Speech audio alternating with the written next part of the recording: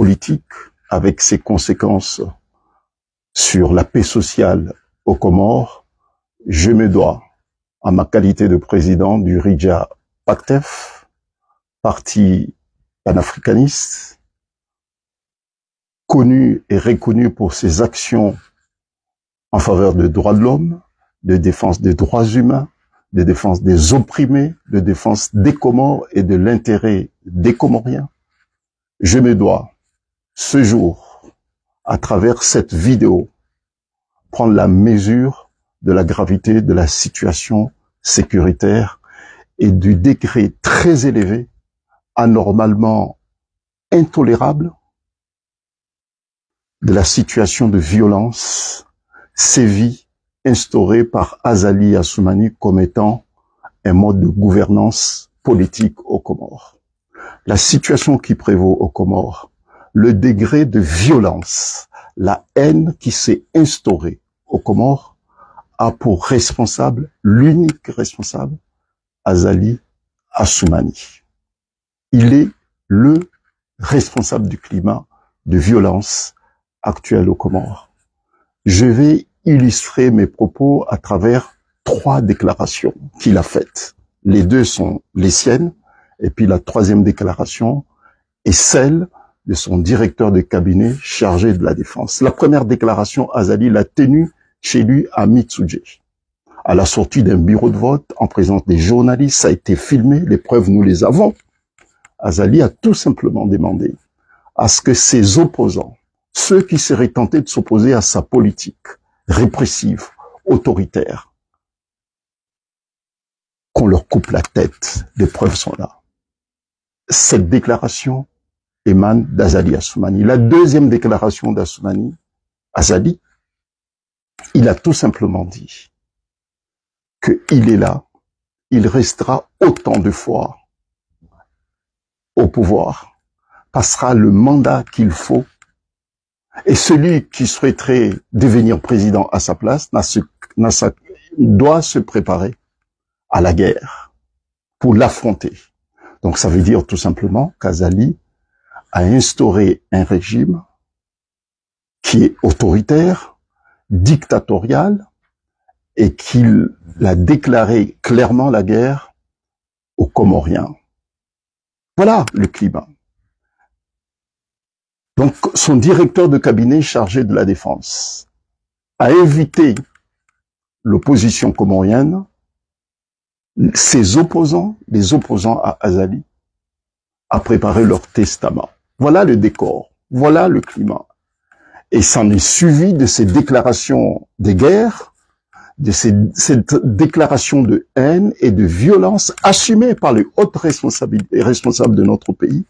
Il s'en est suivi depuis le retour d'Azali au pouvoir en 2016 à ce jour, 39 assassinats. 39 assassinats pour des raisons politiques, des assassinats commandités par Azali Assoumani. La 40e victime, puisqu'il y a 40e victime, c'est Azali lui-même. 39 victimes, et Azali est la 40e victime. Donc Azali est victime de sa propre politique, du climat de violence et de haine qu'il a instauré aux Comores. Donc cette vidéo aujourd'hui, je ne suis pas là pour légitimer, je ne suis pas là pour appeler les gens à la violence, mais en tant que responsable politique, qui était 2 fois au 2e tour d'élection présidentielle chez nous aux Comores. 2 fois au 2e tour d'élection présidentielle aux Comores. Je me dois, à un moment, compte tenu de la gravité de la situation qui prévaut aux Comores, assumer. Oui, je dis assumer mes responsabilités. Hélas, hélas, et je le dis, hélas, les déclarations de guerre qu'Azali a faites produira malheureusement des conséquences. Il en est l'une des victimes lui-même. Il faut être réaliste et conséquent. Si Azali Assoumani ne prend pas la mesure de la gravité de la situation, mais qu'il continue avec cette politique de mépris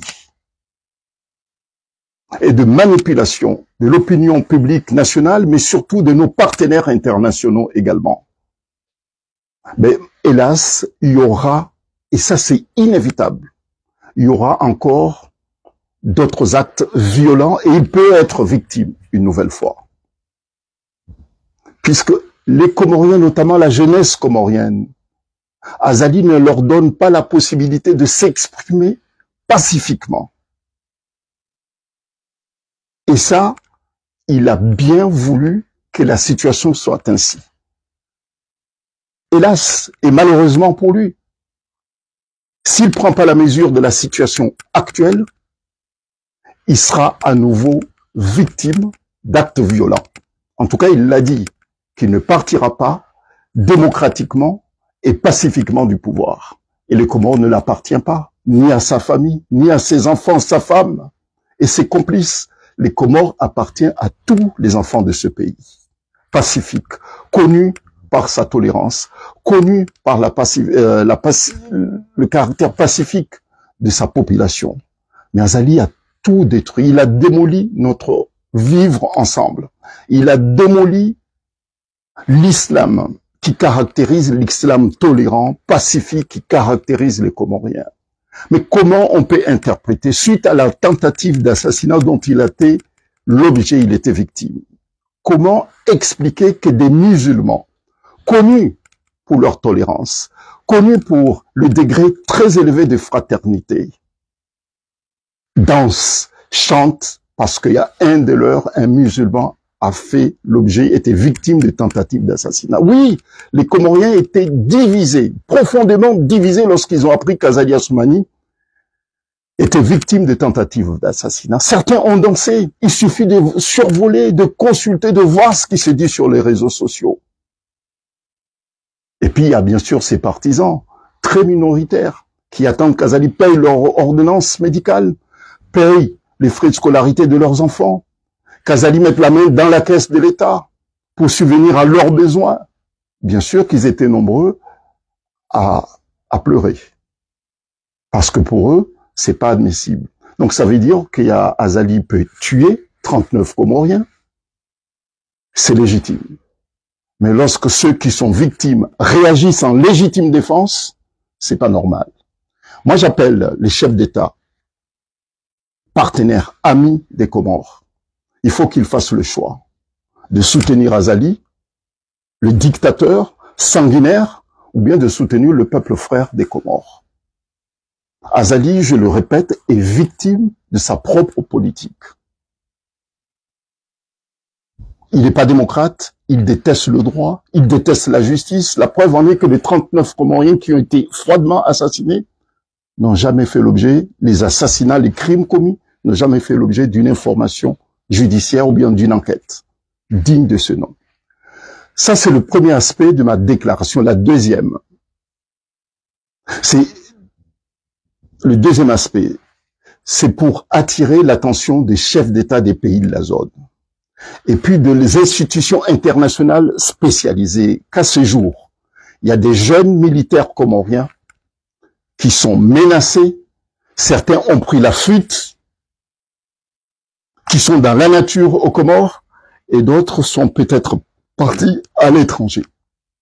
Que les pays partenaires, les pays voisins des Comores, Kenya, Tanzanie, Madagascar, ont une responsabilité importante, une responsabilité issue de leur engagement internationaux de respecter les conventions qui protègent les réfugiés, qui protègent les gens qui sont injustement pourchassés, menacés dans leur pays. Et cet après-midi, je vais me rendre à Genève et demander à ce que les institutions spécialisées assument leurs responsabilités et attirent solennellement l'attention des pays riverains à accepter aux jeunes Comoriens, notamment aux militaires comoriens, qui ont déserté et qui ne peuvent plus accepter d'être bafoués dans leur dignité, victimes de menaces de mort. Et certains ont été réprimandés tabassés, et d'autres étaient témoins aussi. D'autres étaient témoins de ce qui s'est passé vendredi dernier. Les circonstances de l'assassinat, de la barbarie dont était victime le jeune Fanon de 24 ans. Ces pays ont une responsabilité internationale issue de leurs engagements internationaux. Je me dois, le RIDJA, en qualité de président du RIDJA, je me dois faire le déplacement, aller à Genève aujourd'hui pour attirer l'attention des institutions internationales spécialisées. Ces jeunes ont droit à la protection internationale. Et Azali n'a pas à bénéficier de compassion de qui que ce soit puisqu'il est responsable de tout ce qui arrive aux Comores. Ce que je dis, là, à l'instant, je l'assume. Puisque j'aime mon pays, j'aime mes compatriotes et je déteste les injustices. Dans une circonstance pareille, il n'y a pas de place pour l'hypocrisie. Il n'y a pas de place pour un discours politique convenant. Il faut faire le choix, personnellement, et notre mouvement, le RIDJA, a fait le choix du droit, a fait le choix de la démocratie, a fait le choix du risque pour les Comores et pour les Comoriens. Vive les Comores dans la fraternité, vive les Comores dans la solidarité, et non à l'injustice, et non à la barbarie, et non à la dictature.